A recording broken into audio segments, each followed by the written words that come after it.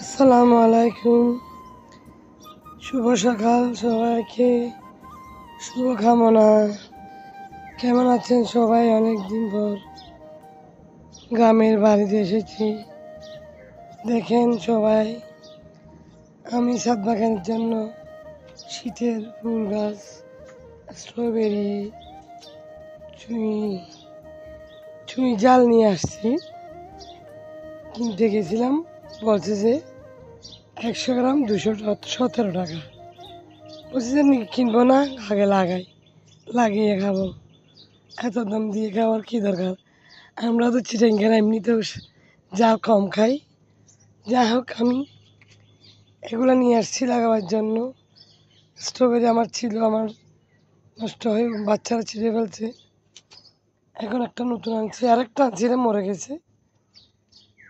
বন্ধুরা দেখেন আমার ছাদ বাগানের গাছগুলো।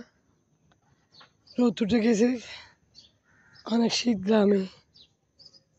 রোদ উঠে গেছে, পরে ভিডিও করে দেখাবো। আবার এগুলো দেখাচ্ছি। আসসালামু আলাইকুম, আল্লাহ হাফেজ।